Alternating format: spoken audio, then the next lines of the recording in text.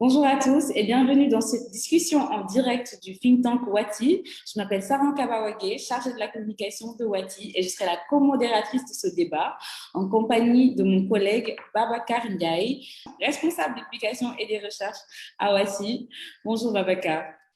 Bonjour Sarah. Bonjour à tous ceux qui sont connectés. Nous sommes réunis aujourd'hui pour parler du coup d'État en Guinée, de ses causes, de ses répercussions, mais aussi et surtout de ses leçons, des leçons que doivent en tirer les dirigeants de l'Afrique de l'Ouest.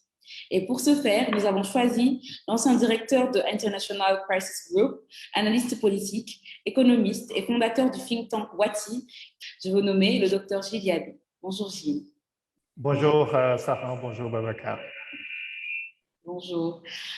Pour rappel, Wati a lancé l'an dernier guinéepolitique.org, une plateforme consacrée aux dynamiques économiques, éducatives, sanitaires, sociales, culturelles et environnementales et à la valorisation aussi de toutes les régions de la Guinée.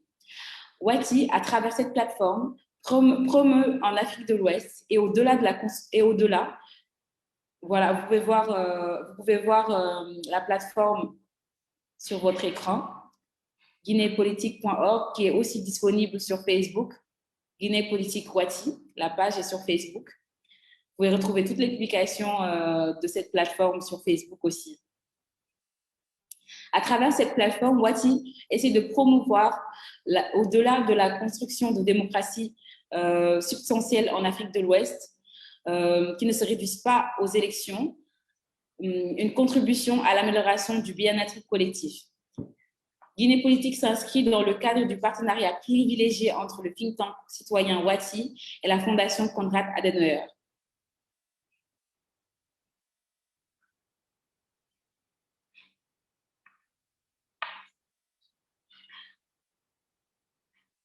Vous pouvez voir la plateforme à l'écran. Merci, Pape. Alors, nous allons passer aux questions. Alors, Gilles, il y a 2 semaines, Wati portait son choix sur un document qui parlait du recul démocratique, une situation indubitablement devenue virale partout dans le monde. La Guinée n'a pas échappé à la règle, car après un premier coup d'État constitutionnel du président Alpha Condé, qui lui a valu un 3e mandat, voilà que survient un 2e coup d'État qui a mené ce dernier hors du palais à peine 1 an après sa réélection. Selon vous, qu'est-ce qui a entraîné la chute d'Alpha Condé ?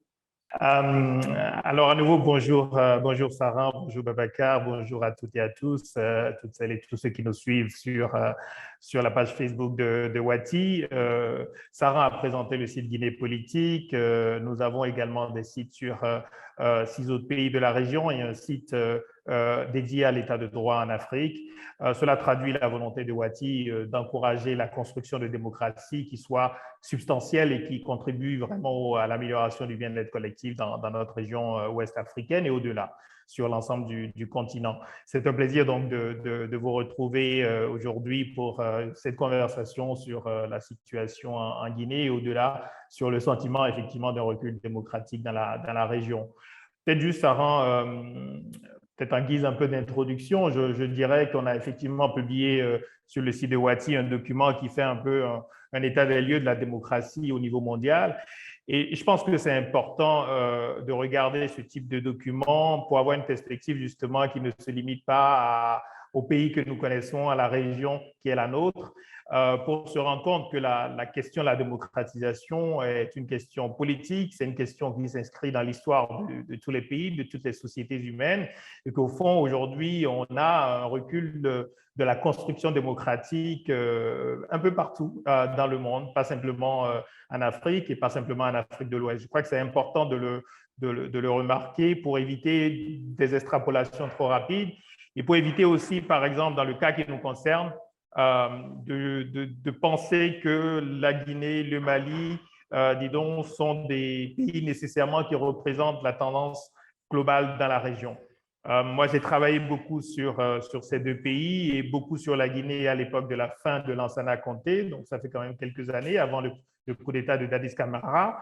Et c'est clair que la Guinée n'a jamais été une démocratie installée. Et on s'attendait justement à ce qu'Alpha Condé, en étant le premier président élu au terme d'élections, soit celui qui mette la Guinée dans une trajectoire de consolidation de l'État et de construction de la démocratie. Malheureusement, ça n'a pas été le cas. Et donc, sur ce qui explique la chute d'Alpha Condé, je crois qu'il y a très clairement des conditions politiques qui ont été créées, et en particulier avec la recherche du troisième mandat. Et on savait bien que s'il y avait une liste de pays dans la région où un coup d'État était une possibilité, évidemment, la Guinée aurait été en tête de liste. Ça ne veut pas dire qu'on savait qu'il y aurait coup d'État, mais ça veut dire que lorsqu'on regardait les conditions politiques dans l'ensemble des pays d'Afrique de l'Ouest, on pouvait penser qu'un coup d'État était possible en Guinée, compte tenu des tensions, compte tenu du rejet du troisième mandat et, au fond, de l'utilisation de la ruse et de la force pour se maintenir au pouvoir.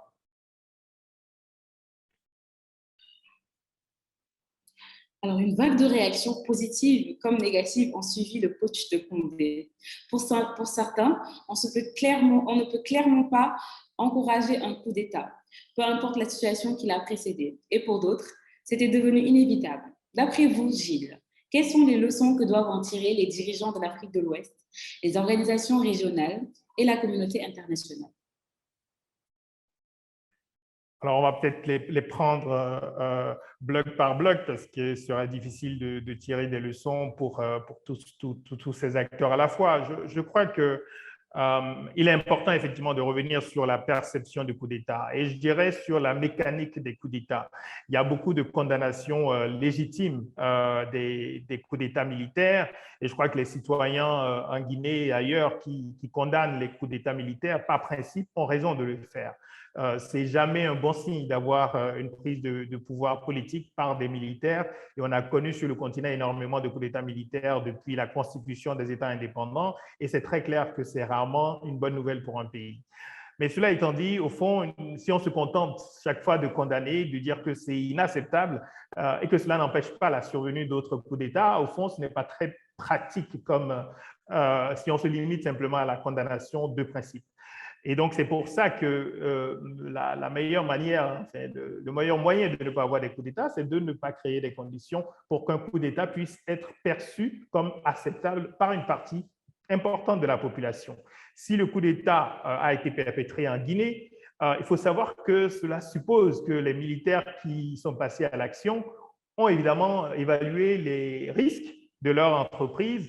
Et il ne s'agit pas simplement de réussir d'un point de vue opérationnel le coup d'État, il s'agit de pouvoir se maintenir en ayant une certaine légitimité. Et lorsqu'on n'a pas des conditions politiques, et notamment un président qui soit contestable et contesté, comme ce fut le cas d'Alpha Condé, évidemment, il est très difficile pour un militaire de décider de faire un coup d'État et de penser que cela pourrait être validé. Si aujourd'hui, on a des réactions assez timides, y compris au niveau international, même au niveau de la région de la CEDEAO, c'est précisément parce que le professeur Alpha Condé s'était déjà retrouvé assez isolé, y compris à nouveau sur la scène régionale, parce que sa personnalité, il faut le dire aussi, est quand même très empreinte de rigidité. Ceux qui le connaissent depuis très longtemps en témoignent à nouveau assez clairement. Et cette rigidité fait qu'évidemment, à un moment donné, les militaires ont pensé qu'ils pouvaient non seulement faire un coup d'État, mais à nouveau, que ce coup d'État suscite finalement des réactions positives à l'intérieur du pays. On l'a vu de la part de la population, mais aussi des acteurs politiques les plus importants, à part le parti au pouvoir, le parti d'Alpha Condé, évidemment. Tous les autres partis, tous les acteurs politiques guinéens ont salué d'une certaine manière le coup d'État. Je crois qu'il faut tenir compte de cette réalité et à nouveau, en plus des condamnations de principe, se rendre compte qu'il faut absolument qu'on examine les conditions, la gouvernance politique et économique qui créent à nouveau la possibilité de ce type d'événements majeurs.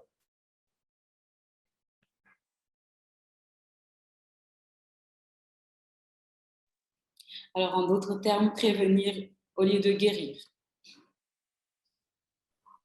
Oui, c'est exactement ça, prévenir au lieu de guérir et surtout, lorsqu'on a ce type d'événement politique, je crois qu'il faut aller plus loin que ce qu'on fait d'habitude, se concentrer par exemple seulement sur la personnalité d'Alpha Condé ou se concentrer même seulement sur le troisième mandat.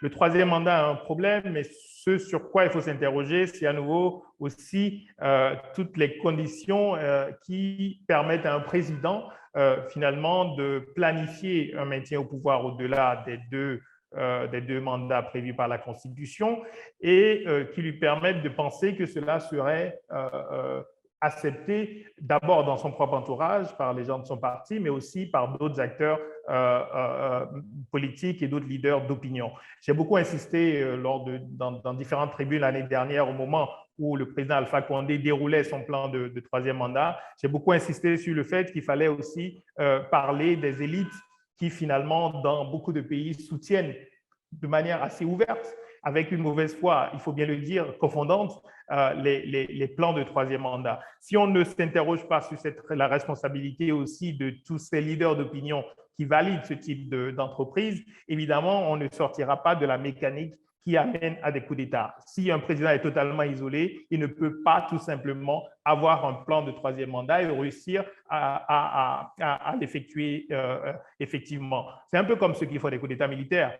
Avant de passer à l'action, un chef d'État évalue aussi les risques, évalue les chances de pouvoir non seulement modifier la Constitution, mais de voir cela accepté par exemple par la Cour constitutionnelle et de voir cela finalement validé par une grande partie, une partie de l'opinion publique. Et je crois que tant qu'on n'examinera pas un peu la question éthique au niveau des acteurs politiques et des hauts cadres et des leaders d'opinion dans nos pays, et tant qu'on ne regardera pas aussi le lien entre la gouvernance politique et le contrôle de l'économie, parce qu'au fond, les gens soutiennent un président aussi parce qu'ils pensent que tant qu'il est là, ils auront accès à un certain nombre d'avantages.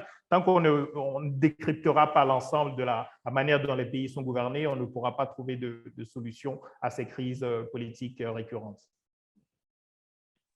Alors, merci Gilles. Je vais passer la parole à Babacar Ndiaye pour les prochaines questions. Oui, merci beaucoup Sarah et merci Gilles pour ces premières réponses à nos questions. Alors, je m'en vais te poser directement la première question que j'ai. Au vu de la situation en Guinée, une période de transition se met en place avant un retour à l'ordre constitutionnel. Il y a toujours un débat sur la bonne durée de la transition. La junte aurait proposé à la délégation de la CEDEAO une durée de 2 ans, à l'issue de laquelle une élection transparente serait organisée. Selon vous, quelle serait la durée raisonnable pour réussir une transition et que doit-on attendre du colonel Doumbouya et de la CEDEAO, cette phase-là? Oui, alors, Babacar, merci pour la question qui est excellente et qui est difficile sur la durée, je dirais, idéale d'une transition. Je ferais peut-être une première remarque qui consiste à nouveau à tout de même mentionner l'importance de la trajectoire politique particulière de chaque pays. Donc, au fond, on ne peut pas répondre et avoir une sorte de durée fétiche pour la transition, quelle que soit la situation des pays. Le Mali, ce n'est pas la Guinée, ce n'est pas le Tchad, etc. Et donc, il faut examiner chaque fois dans quel contexte on a un coup d'État, dans quel contexte donc débute une transition. Ça, c'est le premier élément. Le deuxième élément par rapport à la situation guinéenne, d'abord, c'est une question de méthode. C'est-à-dire que dès lors qu'on a une rupture de l'ordre constitutionnel par cette prise de pouvoir par la force, il faut nécessairement qu'il y ait des discussions approfondies entre acteurs guinéens, acteurs politiques, acteurs sociaux du pays. Comme vous le savez, des concertations ont été lancées par la junte. Je dois dire que ce qu'on observe là comme concertation, ce ne sont pas vraiment des concertations, c'est organisé très, très vite. Je crois que c'est vraiment essentiellement effectivement de la prise de contact. Si on veut que cette transition soit une opportunité d'un nouveau départ pour la Guinée, il faut, à mon avis, faire très attention aux prochaines semaines et prendre le temps de travailler dans le détail sur le contenu de la transition. Et ça, c'est aussi ma troisième remarque par rapport à la question qui m'est posée sur la durée de la transition. Je m'étonne chaque fois que même au niveau régional, on se focalise davantage sur la durée de la transition que sur le contenu de la transition. Qu'est-ce qui doit être fait pendant la période de transition? Qu'est-ce qui doit être mis en place de manière à ce que lorsqu'on organisera les élections, non seulement elles soient bien organisées, elles soient crédibles et perçues comme telles, mais qu'est-ce qui peut être enclenché aussi pendant la période de transition transition qui soit suffisamment validée du point de vue, au fond, des acteurs politiques et des forces sociales du pays et qui ne puisse pas être remise en cause une fois qu'on aura un président élu. Il faut bien se rendre compte que l'un des problèmes que nous avons généralement, c'est qu'on va à des élections parfois très vite, mais on se retrouve finalement avec exactement les mêmes institutions, avec exactement les mêmes pratiques politiques qui sont reconduites. Et donc, au fil de quelques années, on retombe exactement dans la même crise. Donc, je crois qu'il faut éviter cela. Ça ne veut pas dire qu'il faut prendre 4 ou 5 ans pour la transition, puisqu'on entend des rumeurs sur ce qui serait le souhait du colonel Doumbouya et des membres de la junte. Mais ça veut dire en tout cas qu'il faut examiner la question de la durée en même temps que la question du contenu. Et d'ailleurs, c'est le contenu qui doit permettre de déterminer la durée et non l'inverse.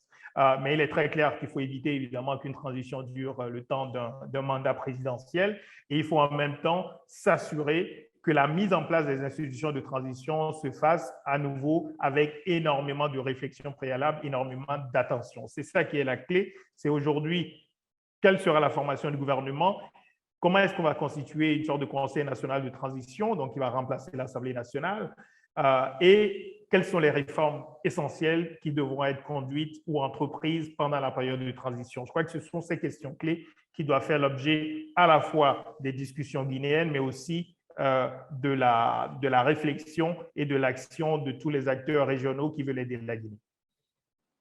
Absolument. Donc, il y a plusieurs préalables pour mettre en place cette transition. Deuxième question. En moins d'1 an, 2 pays de l'Afrique de l'Ouest, que sont le Mali et la Guinée, ont connu des coups d'État.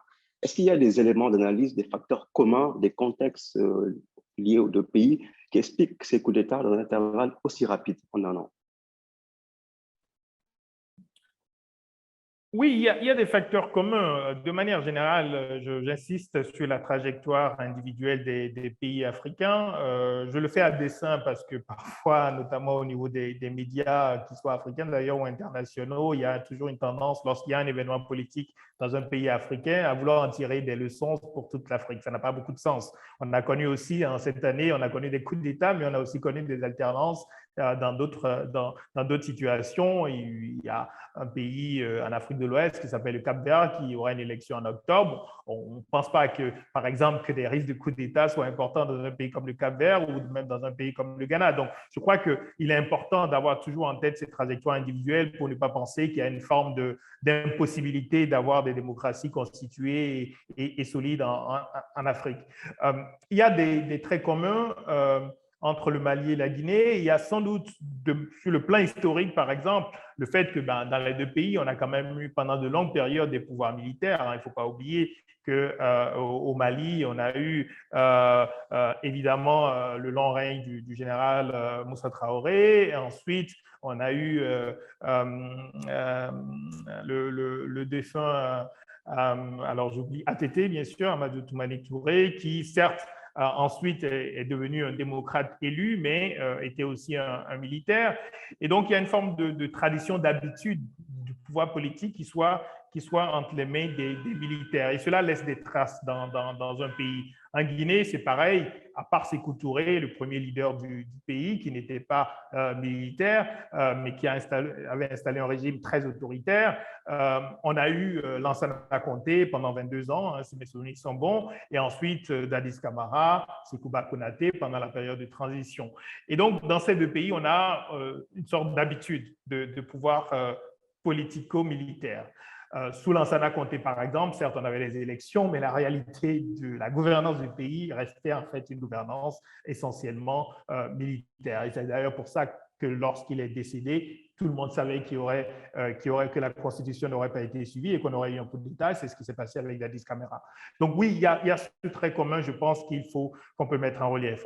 À part ça, on a au Mali quand même une situation sécuritaire particulière. C'est un pays en guerre depuis 2012. Et donc, lorsqu'on a ce type de situation aussi, les militaires, d'une certaine manière, paraissent encore plus légitimes à exercer le pouvoir. En tout cas, peuvent se servir de la situation sécuritaire pour dire « nous prenons le pouvoir parce qu'au fond, nous sommes les seuls à être capables en réalité de ramener la sécurité ». Je crois que cet argument-là a joué en faveur du push au Mali.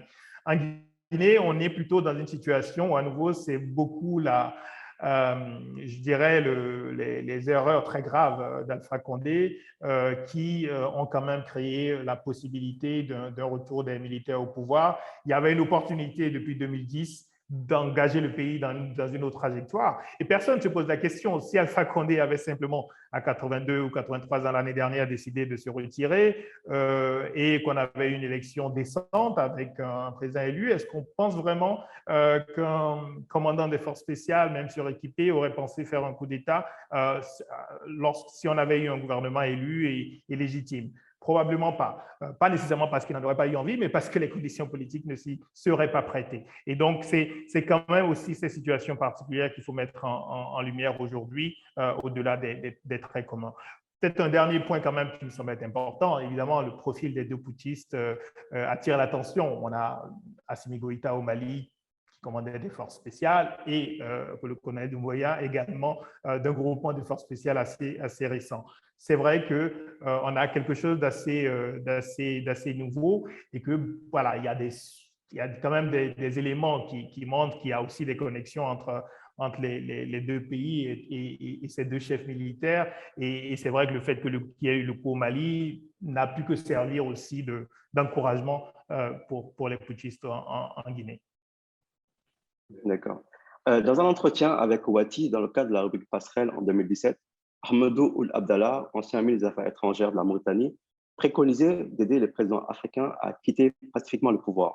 Il proposait en outre plusieurs mesures, notamment une amnistie accordée au président sortant pour tous les actes commis, une sécurité financière et matérielle, et enfin un rôle honorifique au sein de l'État. M. Ahmadou Abdallah nous disait que ce système coûte moins cher que le pillage de l'État. Que pensez-vous un peu de ces propositions-là? Peuvent-ils permettre d'éviter les coups d'État militaires ou les coups d'État constitutionnels?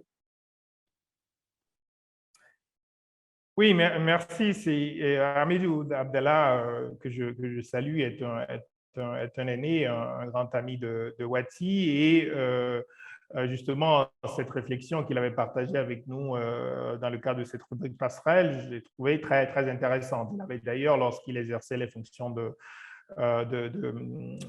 d'envoyé spécial, de représentant spécial du secrétaire général des Nations Unies pour l'Afrique de l'Ouest, à UNOWAS, enfin, à l'époque c'était UNOWA, basé à Dakar, et il avait écrit un ouvrage qui allait justement dans ce sens, disons, d'offrir un certain nombre de protections aux chefs d'État comme étant finalement la meilleure solution pour éviter qu'ils ne s'accrochent au pouvoir. Je crois que on voit bien la logique qui est derrière, et je crois qu'il faut certainement accorder un certain nombre de garanties aux chefs d'État.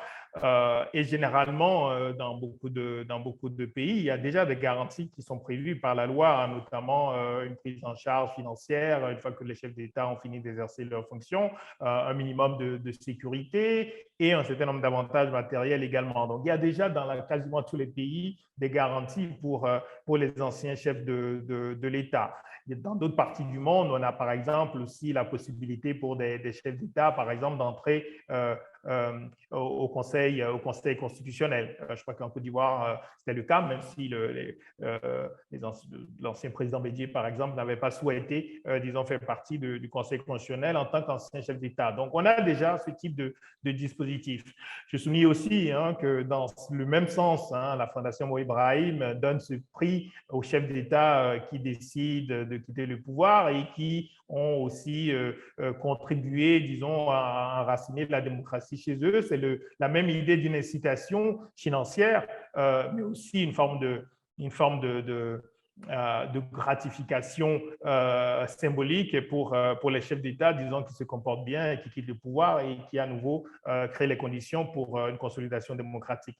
Mais on voit bien que ça marche à moitié. Disons que ça ne suffit pas nécessairement lorsque on n'a pas créé des institutions qui limitent la concentration du pouvoir. Lorsqu'on a une concentration énorme du pouvoir entre les mains du président, finalement, il n'a pas vraiment besoin de gratification après avoir quitté le pouvoir, ils trouvent quand même plus intéressant de rester au pouvoir. Ensuite, il y a la question de la sécurité, du sentiment de sécurité des chefs d'État. Il est directement lié à la gouvernance du pays. Lorsque vous avez une gouvernance exemplaire, vous avez peu de raisons d'être extrêmement inquiet quant à votre avenir lorsque vous aurez quitté le pouvoir. Mais lorsque vous avez le sentiment que votre gouvernance a créé énormément finalement d'adversaires, voire d'ennemis, et lorsque vous avez le sentiment donc, que vous serez exposé ou que vos proches seront exposés, évidemment, la meilleure garantie de sécurité, c'est de rester au pouvoir en conservant non seulement les finances, mais en conservant aussi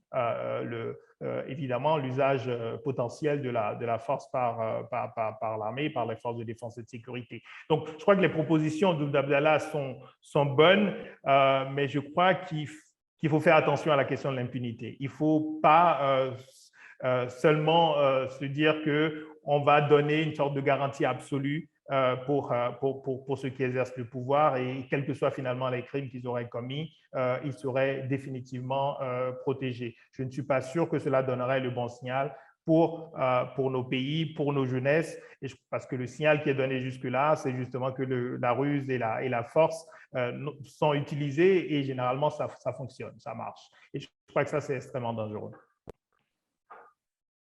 D'accord. Avant de poser les questions des gens qui suivent ce Facebook Live, peut-être une dernière question. On a vu des images de liesse à Conakry de jeunes, voilà, de femmes et autres après le coup d'État. Les militaires accueillis en héros dans les rues. Mais qu'est-ce que cela nous dit vraiment sur le système de gouvernance politique, économique et surtout institutionnelle? Cette image qu'on a vue de jeunes qui ont célébré, j'allais dire, ce coup d'État. Alors, je pense surtout que ces images doivent nous ramener à la réalité, à regarder la réalité de nos pays, de nos sociétés en face. Ce qui veut dire, concernant la Guinée, savoir tout de même qu'il y a eu des victimes, il y a eu des morts. Il y a eu des dizaines de morts au cours des dernières années en Guinée lors de manifestations qui ont été réprimées, les manifestations notamment pilotées par le FNDC, le Front national de défense de la Constitution, qui se battait donc contre le plan de troisième mandat d'Alpha Condé. Il y a eu des morts bien avant l'élection présidentielle, il y en a eu autour de l'élection présidentielle, il y en a eu après. Il y a eu essentiellement des jeunes, hein, puisqu'évidemment, généralement, ce sont des jeunes qui descendent dans les rues. Je rappelle d'ailleurs que le président Alpha Condé, à plusieurs reprises, avait eu des mots assez durs et assez difficiles à accepter en ciblant, au fond, les quelques quartiers de Conakry qui seraient les seuls quartiers, disons, où il y aurait de l'opposition à son plan de troisième mandat, et la majorité des victimes étaient concentrées dans ces quartiers. Comme on le sait aussi en Guinée, il y a une dimension ethno-régionale qu'il ne faut pas négliger, qui fait partie du géopolitique et évidemment avec laquelle il ne faut pas jouer lorsqu'on est un chef d'État. Et donc, il ne faut pas oublier ces aspects-là. Donc, lorsque vous avez des jeunes qui manifestent parce qu'Alpha Condé a été expulsé du pouvoir par un coup d'État, et on peut imaginer évidemment que ces jeunes avaient en mémoire l'ensemble de ces manifestations et de cette période extrêmement difficile où les forces de sécurité sont entrées dans des maisons aussi. Donc, il y a eu des violences qui sont inacceptables, y compris à nouveau des soldats qui entraient dans des concessions et qui parfois ont tiré à balles réelles. Ça, c'est le premier élément, une espèce de frustration qui justifie évidemment que certains se soient réjouis du départ d'Alpha Condé, même si cela s'est fait par un coup d'État. Regarder la réalité en face, c'est aussi regarder la réalité économique et sociale. Je pense qu'on ne peut pas aujourd'hui avoir des discussions chaque fois sur la démocratie dans nos pays si on n'a pas une discussion aussi sur la gouvernance économique et sociale. Les jeunes qui sont là aujourd'hui à Conakry, dans d'autres villes de Guinée, ce sont aussi des jeunes qui, pour la plupart, n'ont très peu de perspectives. pas d'emploi, peu de formation, un système éducatif qui n'est pas en bon état. Pour ceux qui ont la chance d'aller à l'école, beaucoup sont sortis très tôt. C'est donc des jeunes qui se débrouillent au jour le jour, au quotidien. Ce sont des familles qui sont dans des situations extrêmement difficiles. En Guinée, malgré les progrès qu'il y a eu au cours des dernières années, malgré tout, sur le plan d'approvisionnement énergétique, vous avez beaucoup de gens qui n'ont pas accès à l'électricité et qui n'ont pas accès à l'eau, où il faut passer des heures pour avoir de l'eau. Donc, c'est ça aussi la réalité. Donc, on ne peut pas comprendre les réactions des populations sur le plan politique si on ne tient pas compte de la situation économique et sociale du pays. Et cette situation économique et sociale, elle est aussi en lien, bien sûr, avec la gouvernance du pays. Alors là, pour être tout à fait honnête, on ne peut pas aujourd'hui simplement se concentrer sur la gouvernance d'Alpha Condé. Le résultat aujourd'hui, la manière dont l'économie fonctionne, la concentration simplement des rentes dans le secteur minier, le fait qu'il n'y ait pas suffisamment d'emplois, qu'on n'ait pas développé les autres secteurs, tout cela, c'est évidemment la longue histoire de la Guinée, ce n'est pas simplement le fait des 10 ans d'Alpha Condé. Merci beaucoup, Gilles, pour ces réponses. Je vais repasser la main à Saran pour les questions des internautes, de ceux qui suivent le Facebook Live. Saran, merci. Alors, merci beaucoup. Merci Babacar. Merci Gilles pour ces réponses. J'ai une question de Oumar Barkay sur Facebook. Il demande, peut-on penser, comme le président bissau-guinéen, que les institutions sous-régionales soient en mesure de sanctionner des présidents africains en quête de troisième mandat en modifiant, contre gré des volontés populaires, les constitutions? Quelle voie recommander pour éviter finalement les coups d'État?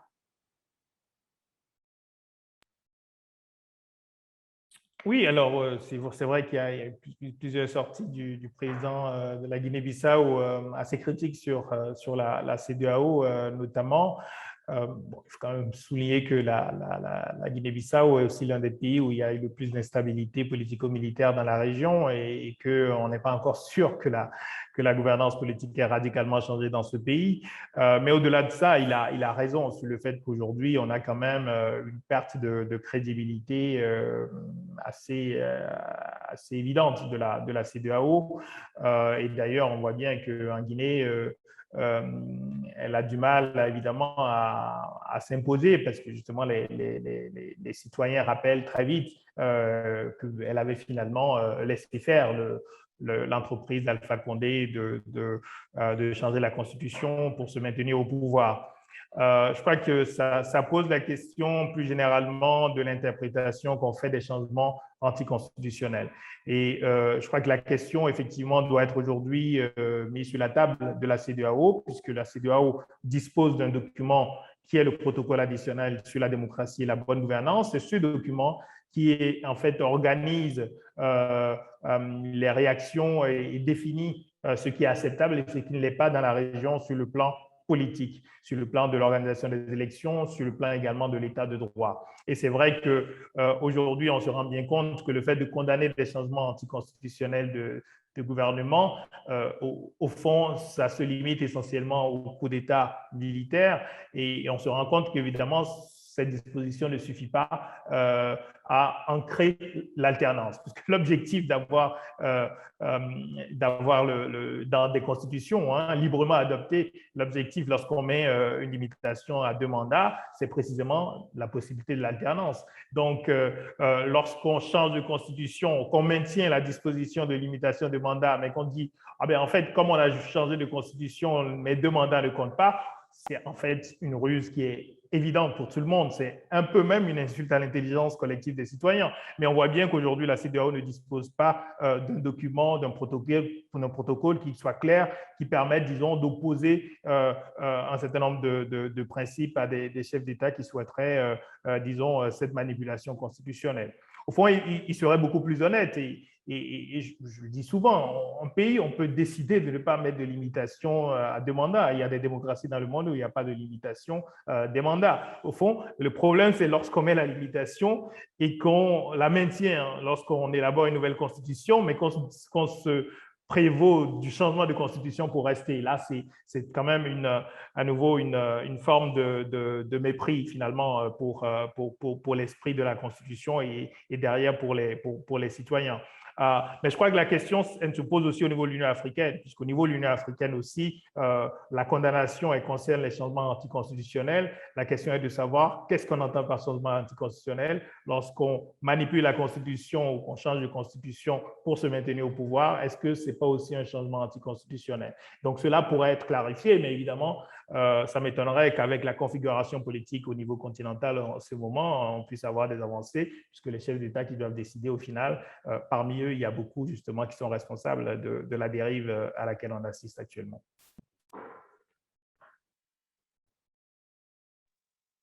Merci Gilles. Alors, j'enchaîne avec la question de Oussek qui dit « L'accalmie que nous avions connue avec la fin de la première bipolarité Est-Ouest dans les années 90 n'est-elle pas remise en question aujourd'hui avec une nouvelle guerre froide Est-Ouest encore plus complexifiée avec la Chine comme nouvelle grande puissance mondiale face à notre incapacité sous-régionale à mettre en place des leviers efficaces de bonne gouvernance? N'y a-t-il pas des risques de ressurgence des pratiques du passé? » Oui, vaste question là aussi avec une dimension géopolitique qu'il ne faut absolument pas négliger. Je crois que lorsqu'on fait une analyse des coups d'État ou des événements politiques dans la région, comme partout dans le monde, il faut examiner à la fois les facteurs internes et les facteurs externes qui sont réels. Il est très clair que aujourd'hui, on est plus que jamais en mondialisation et que les grandes puissances, les moyennes puissances, les puissances régionales qu'on a tendance parfois à oublier, essayent évidemment de défendre leurs intérêts.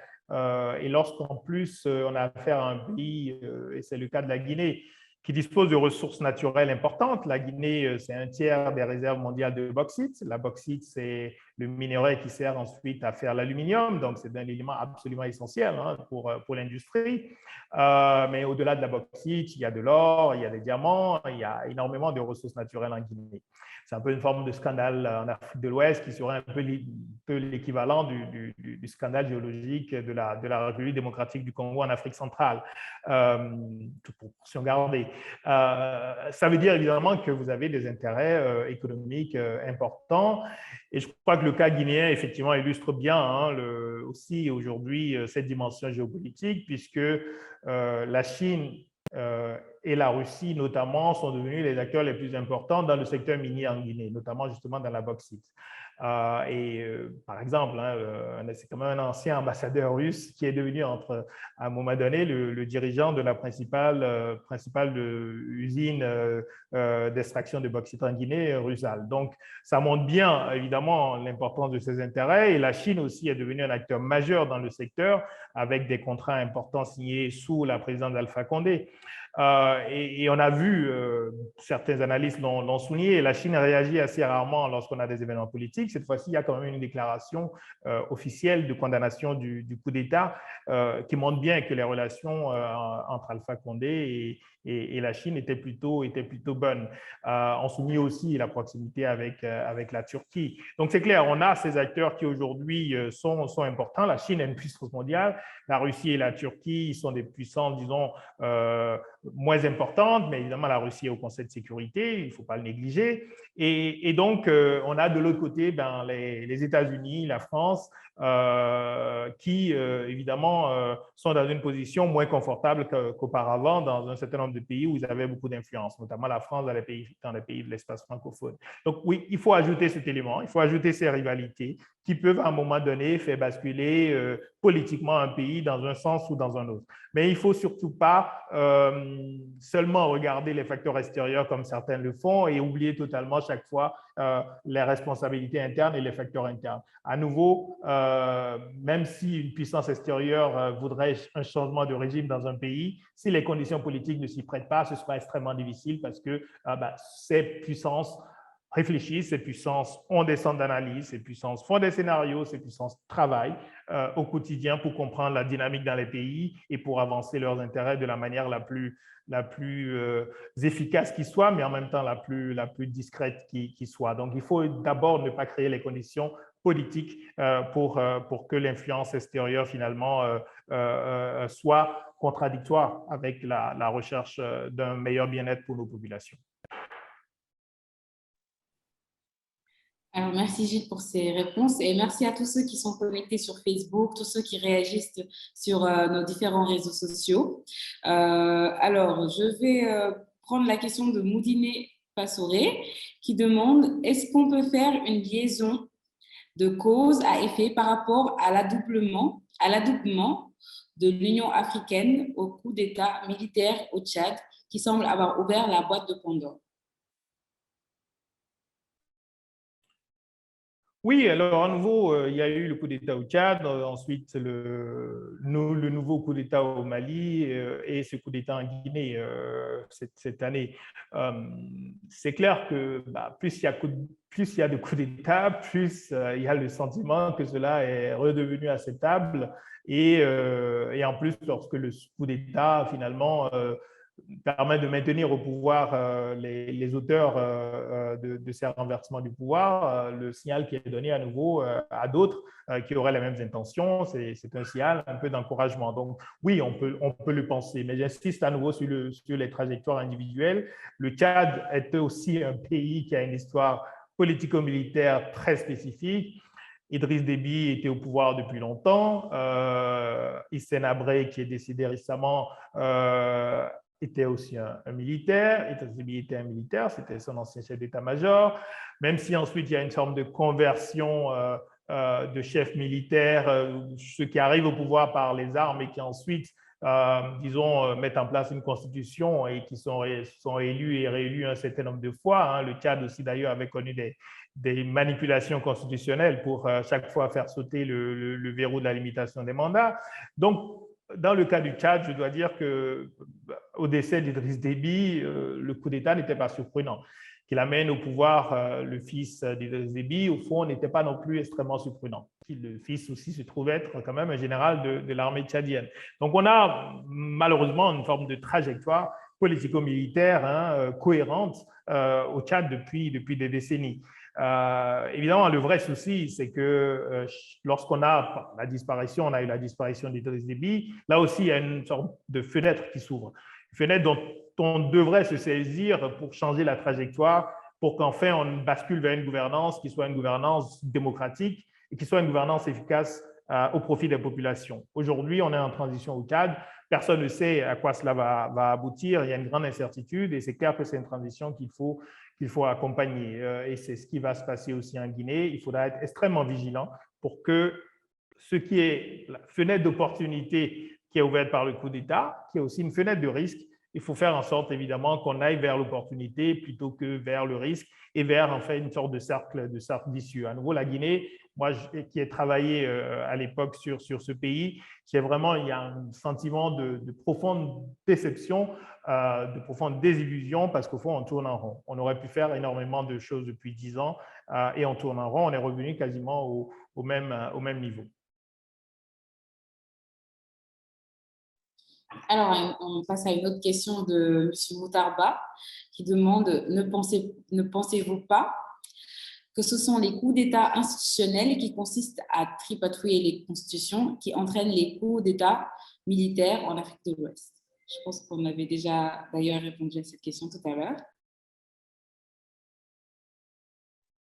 Oui, en effet, je pense que oui, le développement que j'avais fait au début de cette conversation consistait justement à souligner le fait que c'était des conditions politiques particulières qui donnaient le sentiment à des militaires qui pouvaient perpétrer un coup d'État et se maintenir et être finalement même bien accueillis par les populations. Donc oui, c'est sûr qu'il faut traiter à nouveau le cas des manipulations constitutionnelles, mais j'avais aussi ajouté qu'à mon avis, il faut aujourd'hui que notre réflexion aille au-delà du troisième mandat qui est un symptôme pour qu'on examine de manière plus profonde l'ensemble des éléments de la gouvernance politique et économique qui permettent d'avoir beaucoup de gens qui soutiennent des chefs d'État dans leurs entreprises. Il faut sortir de la… et on ne peut pas simplement accabler les présidents qui veulent rester au pouvoir. Au fond, dans les mêmes conditions, vous aurez en Europe, en Asie, en Amérique latine, dans les mêmes conditions politico-économiques, vous aurez aussi pas mal de dirigeants qui aimeraient bien rester au pouvoir parce que, voilà, on le sait depuis très longtemps, le pouvoir est un peu fou et donc il y a énormément de privilèges qui incitent à rester. Donc, la vraie question, c'est comment est-ce qu'on met en place des institutions qui permettent d'avoir un équilibre des pouvoirs, qui permettent de limiter l'accès automatique de ceux qui ont le pouvoir politique au pouvoir économique et comment est-ce qu'on fait pour avoir notamment des institutions judiciaires fortes, des institutions de protection de la Constitution, qu'il s'agisse de Cour suprême ou de Cour constitutionnelle fortes, et comment est-ce qu'on fait pour qu'on ait des hommes et des femmes empreints d'éthique de leurs responsabilités à la tête de ces institutions. Et je crois que c'est ça la vraie question, c'est celle des institutions. Ce n'est pas simplement celle de la personnalité des chefs d'État. Le rôle des institutions, c'est justement de nous protéger finalement de la personnalité parce qu'au fond, tout individu, évidemment, peut être à un moment donné animé de mauvaises intentions. C'est précisément pour ça qu'on met en place des institutions qui vont limiter la possibilité pour une seule personne, finalement, de pouvoir détruire un pays ou en tout cas de pouvoir limiter considérablement sa marche pendant plusieurs années, voire plusieurs décennies. Alors, je prends une question de Mohamed Fadel Diop. J'encourage tous ceux qui suivent à nous laisser leurs questions. Nous sommes là, nous avons discuté et analysé ce coup d'État en Guinée avec Gilles Yabi, directeur du think tank Poitiers. Alors, je vais prendre la question de Mohamed Fadel Diop qui dit « On prête au président Macky Sall l'intention de briguer un troisième mandat, comme l'a fait Alpha Condé. Le Sénégal étant un pays frontalier de la Guinée, le récent coup d'État peut-il influencer la scène politique sénégalaise ?»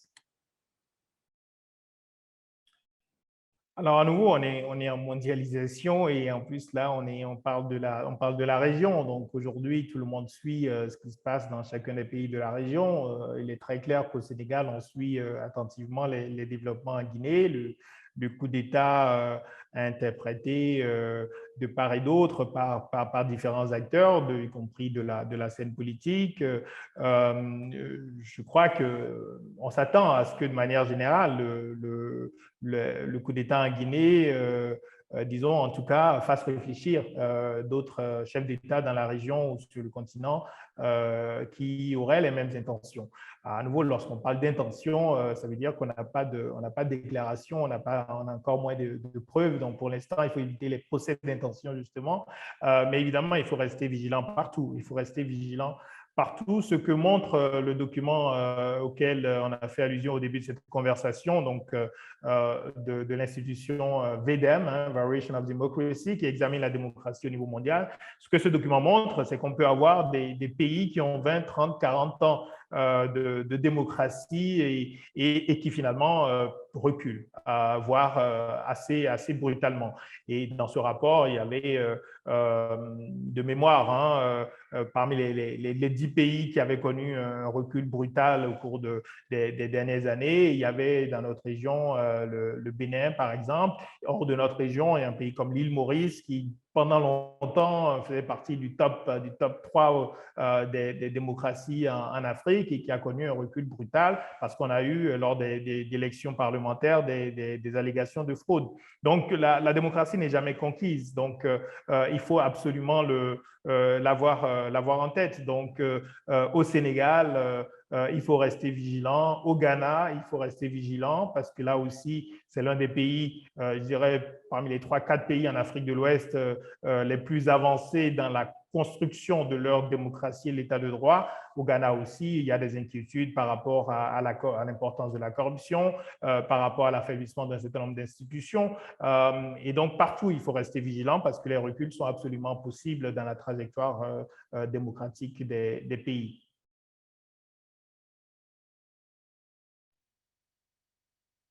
Alors, on a une autre question de Mohamed Ahmad Oumar, qui demande comment expliquer, dans une perspective de l'histoire politique guinéenne, la reconversion des dirigeants guinéens en dictateurs une fois au pouvoir.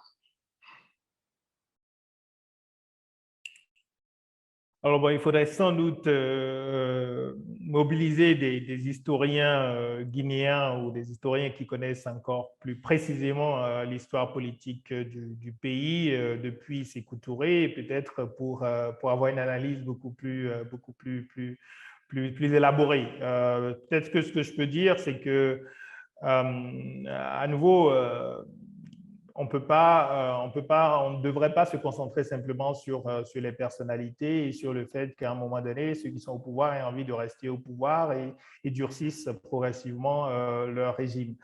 C'est vrai que Sékou Touré était un leader nationaliste, évidemment celui qui a dit non au général de Gaulle à l'époque et qu'il avait une véritable aura et qu'il avait sans doute la capacité peut-être pas de mettre la Guinée sur la voie de la démocratie, mais au moins de la mettre sur la voie de la construction d'un État qui soit structuré, mais aussi d'une société multiethnique et qui soit apaisée. Malheureusement, on a eu très vite des dérives sous Sékou Touré. On sait aussi que les facteurs extérieurs ont joué un rôle probablement dans une forme de paranoïa du régime Sékou Touré, puisque on sait très bien que la France était extrêmement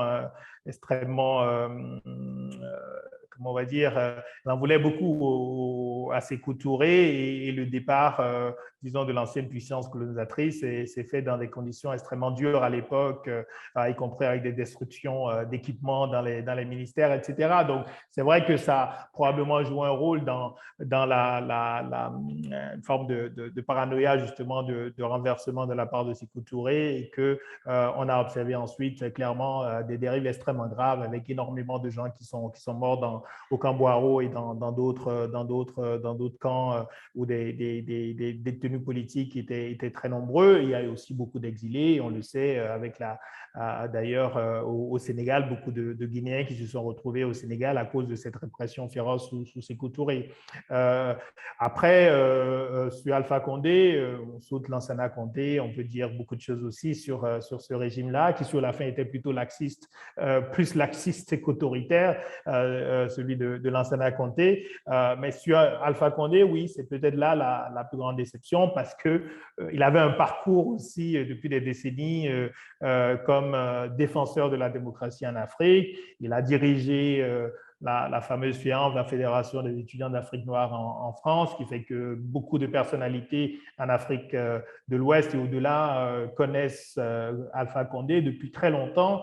Et effectivement, arrivé au pouvoir, on a observé une gouvernance très, très autoritaire. Mais je dois ajouter, je vais finir sur ça, à nouveau, pourquoi est-ce qu'il faut des institutions? C'est aussi parce que, à nouveau, on ne peut pas faire confiance aux individus. Mais dans le cas d'Alpha Condé, à nouveau, beaucoup de gens quand même alertaient sur sa personnalité plutôt rigide, plutôt autoritaire. Même avant d'arriver au pouvoir, ceux qui le connaissaient bien savaient qu'il n'était quand même pas très porté à l'écoute et à l'inclusion, disons, de voix différentes de la sienne. Et je crois que cela a créé les conditions de son isolement aujourd'hui et de cette fin de carrière politique assez pathétique.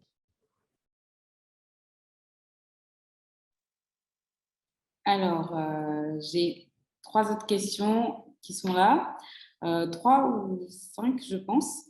Je vais les poser, mais finalement, je pense qu'on va s'arrêter à 13h, vu qu'il y a de moins en moins de réactions. Et voilà, je pense qu'on peut s'arrêter à 13h. Gilles ? Oui, on peut. Alors, quel doit être le rôle de l'opposition et de la société civile dans la séquence actuelle en Guinée?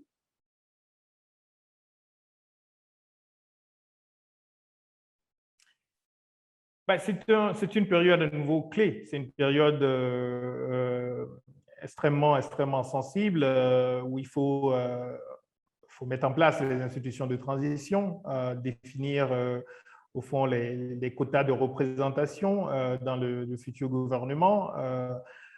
Il faudra, je l'ai dit tout à l'heure, une institution de transition qui ferait office de parlement. Sinon, on a un gouvernement de transition qui n'aura aucun contrôle. Donc, c'est important d'avoir une charte de transition avec toutes les institutions de transition.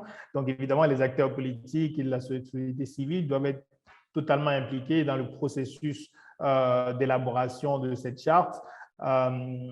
Et ensuite, il y a un rôle de vigilance qui sera à la fois celui des acteurs politiques de l'opposition. Alors, lorsqu'on a un coup d'État, une transition, on ne sait plus exactement qui est dans l'opposition. Il n'y a plus d'opposition en tant que telle puisque le parti d'Alpha Condé n'est plus au pouvoir. Donc là, on est dans une situation avec énormément de repositionnement sur le plan politique. Les acteurs politiques ont un rôle à jouer, mais je dirais peut-être encore davantage des acteurs de la société civile, qu'il s'agisse des organisations, mais aussi des citoyens.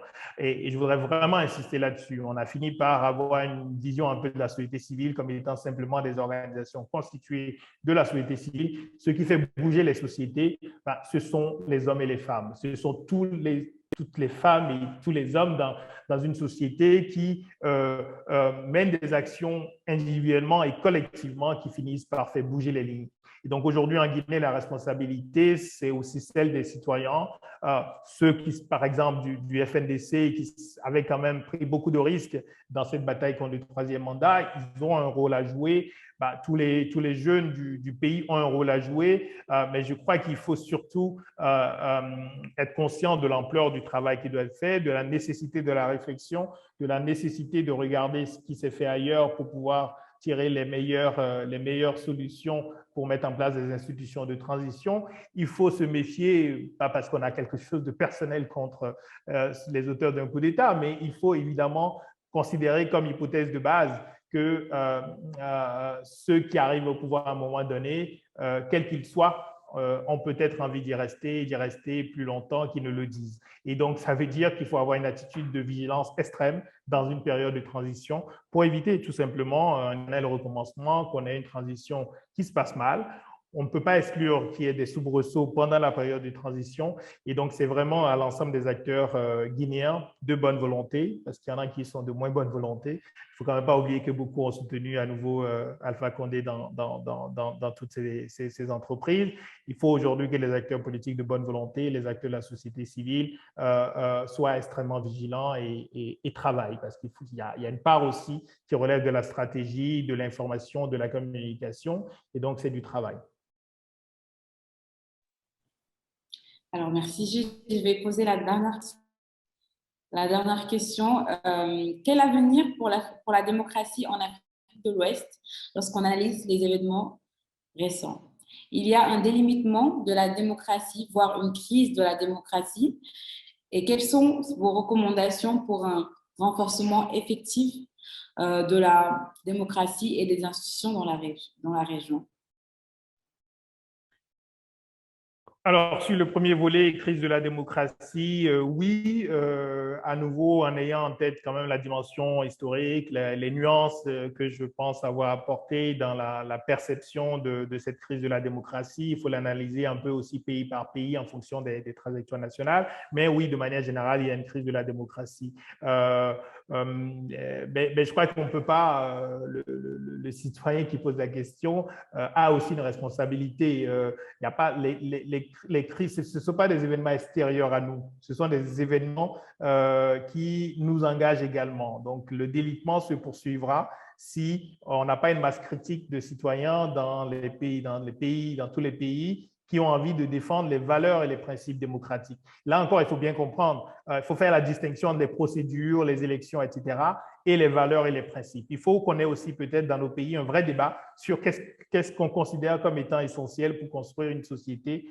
en paix. Je crois qu'on n'a pas souvent ce débat, donc il faut qu'on clarifie les principes et que finalement chacun se positionne en faveur ou en défaveur de ces principes démocratiques. Ensuite, le travail sur les procédures, il pourra être fait dès lors qu'on s'entend sur la société qu'on veut construire et qu'on s'entend sur le fait qu'on préfère un système démocratique à un système qui ne le soit pas. Donc ça me semble important. Sur le deuxième volet, sur la recommandation, hein, je renvoie vraiment toutes celles et tous ceux qui nous suivent vers les recommandations de Wati. On a fait un travail sur les réformes institutionnelles en Afrique de l'Ouest depuis maintenant quelques années, un document Mataki qui est sur le site internet de Wati. Nous allons publier dans les prochaines semaines un nouveau document sur les leçons à tirer de la crise COVID-19 pour la région en matière de gouvernance politique. Lorsqu'on parle de gouvernance politique, on parle aussi d'institutions et nous allons revenir dans ce document sur un certain nombre de recommandations que nous avons déjà émises. La ligne générale, je ne vais pas les décrire toutes ici, mais la ligne générale de Wati sur cette question, c'est que la démocratie, ce n'est pas l'élection. L'élection est une modalité. Certains contestent même que ce soit la modalité la plus en phase avec les valeurs démocratiques. Mais au fond, ce qui est important, c'est aujourd'hui de mettre l'accent sur la qualité des élections, mais aussi sur toutes les dimensions non électorales de la démocratie. Ce sont les institutions. Nous devons repenser nos institutions de manière à ce que la justice soit forte, les institutions de protection et de défense de la Constitution soient fortes, c'est les cours constitutionnels. Ce sont des institutions qui sont capitales, qui jouent un rôle capital. Il faut qu'on réfléchisse à la manière de les renforcer, de faire en sorte que les personnes qui occupent les plus hautes fonctions dans ces institutions soient protégées et ne soient donc pas soumises aux influences diverses du pouvoir exécutif, mais aussi d'autres pouvoirs. Il faut qu'on travaille sur les moyens de faire en sorte que le président n'ait pas autant de pouvoir sur l'économie. Vous savez, dans des économies qui sont très dépendantes des marchés publics, finalement, les acteurs économiques aussi sont très dépendants de leurs relations avec le pouvoir politique.